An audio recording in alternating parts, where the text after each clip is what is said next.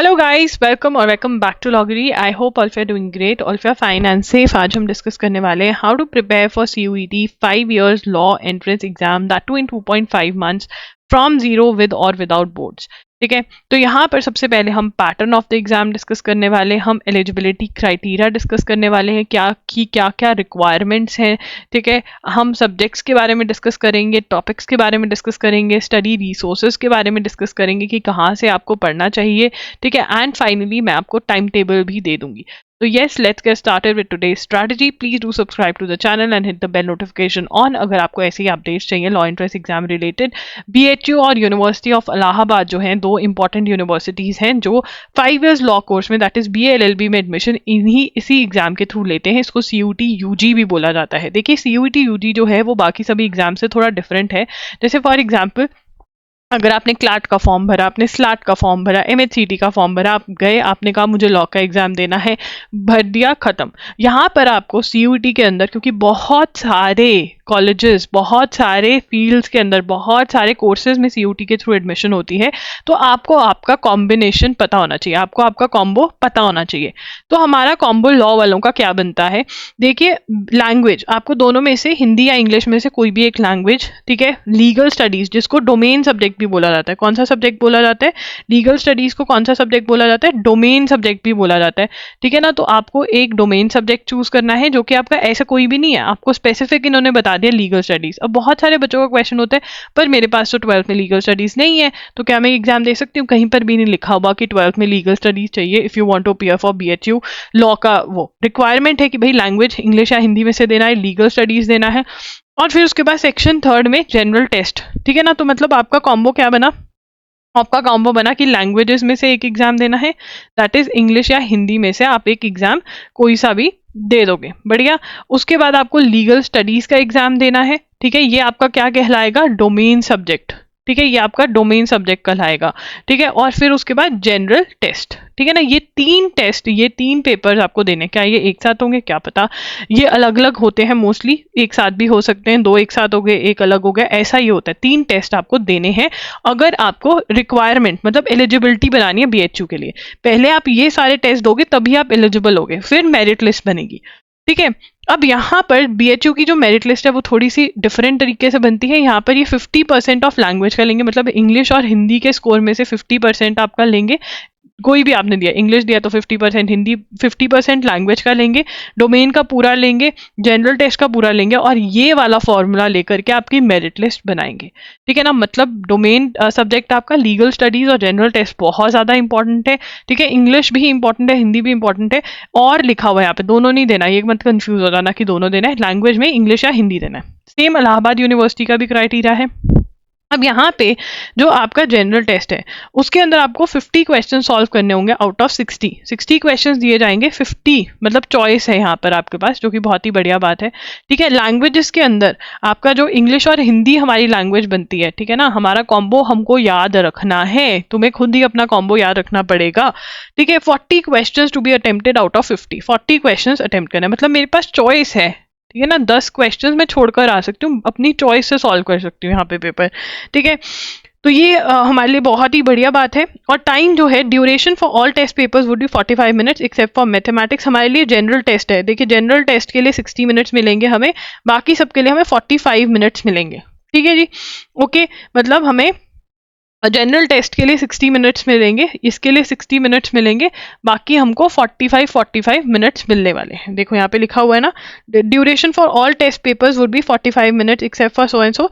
ठीक है ना, जनरल टेस्ट की कितनी है? 60 मिनट्स का टाइम मिलेगा। तो टाइम मैनेजमेंट पे भी हमको इस साल मतलब हमेशा काम करना ही पड़ता है, और इस साल भी काम करना पड़ेगा।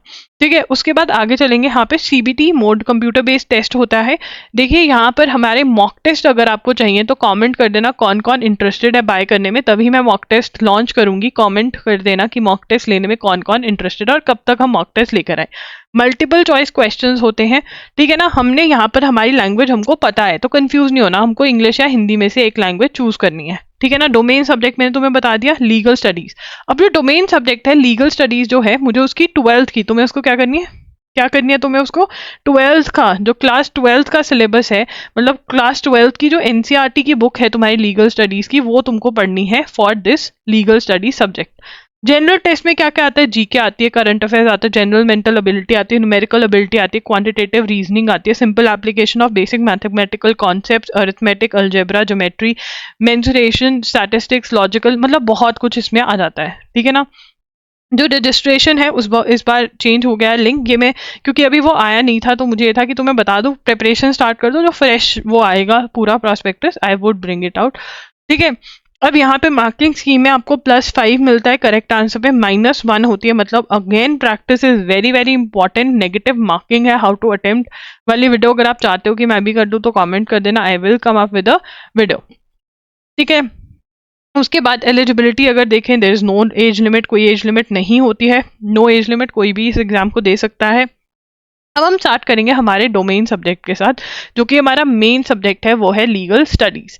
देखो यहाँ पे सारे ही मेन सब्जेक्ट्स हैं, आपको सब में अच्छा स्कोर करना है if you want to get through the cut off, ठीक है ना। तो अगर हम लीगल स्टडीज की बात करें तो यहाँ पे सबसे ज्यादा इंपॉर्टेंट क्या है, देखो यार यहाँ पर सबसे ज्यादा इंपॉर्टेंट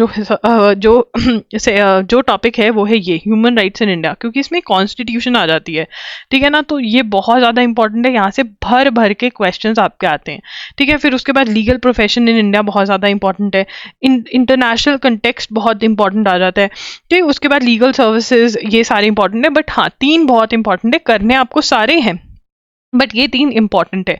और अगेन आपको कुछ नहीं करना है, 12th की एनसीईआरटी की बुक लेनी है और वो पढ़नी है, ठीक है ना। अगर आपको क्वेश्चन प्रैक्टिस चाहिए मॉक टेस्ट की फॉर्म में, you have to comment down below, अगर मेरे से आपको क्वेश्चन प्रैक्टिस चाहिए देन कमेंट डाउन बिलो, ठीक है। उसके बाद यहाँ पर लैंग्वेजेस में अगर हमारी इंग्लिश या हिंदी, ठीक है ना, वी हैव अ चॉइस कि हम दोनों में से एक में दे सकते हैं। तो यहाँ पे reading comprehension, factual, narrative, literary, मतलब अगर हम PYQs एनालाइज करें तो हमारे ये सारे टॉपिक्स बनते हैं।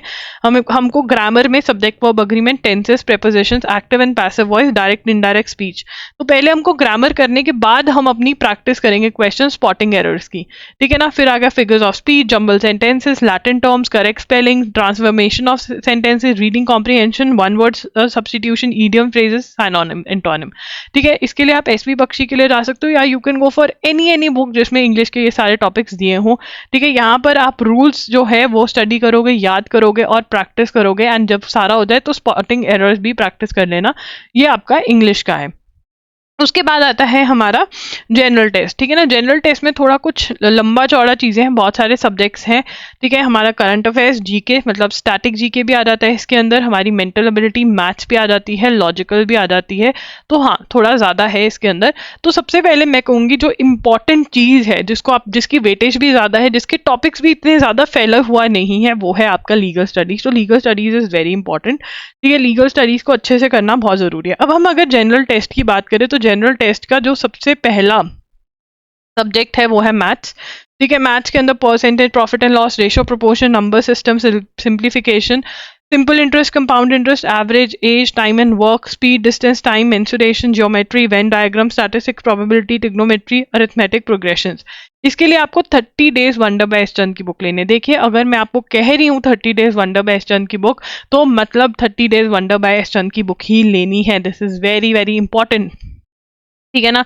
ये वाली बुक से ही होगा, कोई और बुक ले लोगे फिर प्रॉब्लम हो जाएगी। ये वाली बुक बहुत सही है, डे वाइज इसकी डिस्ट्रीब्यूशन है, बहुत इजी रहता है इसमें से मैथ्स पढ़ना, ठीक है। उसके बाद हमारे पास लॉजिकल एनालिटिकल रीजनिंग आती है, इसके लिए आप अरिहंत की बुक ले सकते हैं लॉजिकल रीजनिंग की, या फिर आप verbal and non verbal reasoning by RS Agarwal भी ले सकते हैं, ठीक है। एंड अगर मैं ये कहूँगी ये दोनों में से कोई भी एक ले लो, अरिहंत प्रेफर करो बिकॉज उसमें क्लॉक्स एंड कैलेंडर भी कवर्ड है, ठीक है। उसके बाद आता है स्टैटिक जीके। देखिए स्टैटिक जीके अगर तो आपके पास यूनिवर्सल्स की बुक है, if you are having Universal's की बुक, कि अगर आप किसी और लॉ एंट्रेंस एग्जाम की भी प्रिपरेशन करो, आपको MHCT का एग्जाम देना है, ठीक है, आपको स्लैट का एग्जाम देना है, तो आपके पास यूनिवर्सल्स की बुक होगी। अगर आपको नहीं पता कौन सी यूनिवर्सल्स की बुक की बात कर रही हूँ मैं, तो loggery.in पर जाना /law books ये लिंक है, ठीक है, डिस्क्रिप्शन में भी मिल जाएगा, वहां पर देख लेना। अब देखिए स्टैटिक जीके क्या होते हैं, मतलब जो ज़्यादा चेंज नहीं होती, history, geography, science, Indian economy, polity, मतलब पॉलिटीज, इंडियन कॉन्स्टिट्यूशन, ठीक है, फैक्ट्स रिलेटेड टू इंडिया। अगर तो आपके पास यूनिवर्सल है वहां से कर सकते हो, नहीं तो आप ये वाली बुक जो इतना बड़ा मैंने नाम लिखा हुआ ना, objective knowledge chapter wise questions, Manohar Pandey 2750 plus questions, ये बुक आप खरीद सकते हो और इसमें से एमसीक्यूज लगा सकते हो। एमसीक्यूज कर कर जाने हैं, बिकॉज आपको बच्चों पता नहीं चलता what is important, what is not important, कितनी थ्योरी पढ़नी है कितनी नहीं, तो एमसीक्यूज जो है इंपॉर्टेंट पढ़ जाओ, आपका सही काम हो जाएगा, ठीक है। करंट अफेयर्स देखिए मिनिमम आपको नवंबर टू मई तक के पढ़ के जाने होते हैं।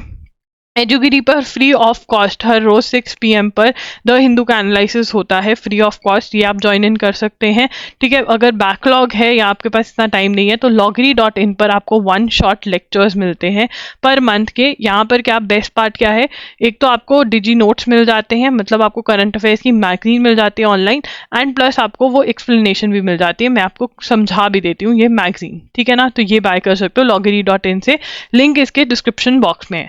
अब विद बोर्ड्स क्या शेड्यूल फॉलो करें, ठीक है ना। देखिए मैं आपको बताती हूँ, मार्च के अंदर आपके बोर्ड्स चलेंगे, मोस्टली बच्चों के बोर्ड्स हैं मार्च के अंदर, बट आपको 5 to 10 डेज हर किसी का अलग अलग आपको मिलेंगे जहाँ पे बोर्ड्स ओवर हो जाएंगे, ठीक है ना। तो यहाँ पे जब आपके बोर्ड्स ओवर हो गए वो वाले टाइम से लेकर, मतलब 5 डेज, चलो हम ऐसे लेके चलते हैं, 5 days of March, 5 days of March, 30 days of April, ठीक है ना, और मैं सिर्फ और सिर्फ 10 डेज ऑफ मई मान के चलूंगी, बाकी सारा ऐसे ही छोड़ दो, ठीक है ना। ये मेरे पास दिन है, मतलब यानी कि मेरे पास कम ऑलमोस्ट करीबन 45 डेज होंगे इससे पहले कि मेरा एग्जाम हो, ठीक है। तो मेरे पास अच्छा खासा टाइम है, अगर यहाँ पर मैं 10 से 12 घंटे की सिटिंग लगाती हूँ तो बड़े आराम से मैं इस एग्जाम की प्रिपरेशन कर सकती हूँ। मैं टाइम टेबल भी तब डालूंगी, बट अगर आप बोर्ड्स के साथ साथ भी थोड़ा पढ़ सकते हो तो बहुत ही बढ़िया होगा। बोर्ड्स के साथ साथ कुछ और नहीं तो जैसे लीगल स्टडीज का एक चैप्टर स्टार्ट कर लिया, उसको पढ़ना स्टार्ट कर दिया, ह्यूमन राइट्स वाला जो मैंने बताया सबसे इंपॉर्टेंट वाला है, ठीक है ना, ये आप पढ़ना स्टार्ट कर सकते हो। इंग्लिश का थोड़ा बहुत कर लिया, मतलब कुछ भी हर रोज अगर 1 आवर भी दे दोगे और जितना कवर कर लोगे, जितना इस 1 आवर में कर सकते हो जो भी वो कर लोगे तो आपके लिए बहुत अच्छा रहेगा उन 45 डेज में। क्योंकि आपकी डिस्ट्रीब्यूशन ऐसा थोड़ा ना होगा कि हमें सिलेबस खत्म करके आना है एंड डे तक, आप पहले सिलेबस खत्म करोगे, ठीक है। सिलेबस यूल ट्राई कि आप 25 डेज तक खत्म कर लो सिलेबस, ठीक है। उसके बाद आप एक रिविजन मारोगे और साथ साथ में मॉक टेस्ट भी दोगे। अगेन मॉक टेस्ट मेरे से चाहिए तो कॉमेंट डाउन करना है।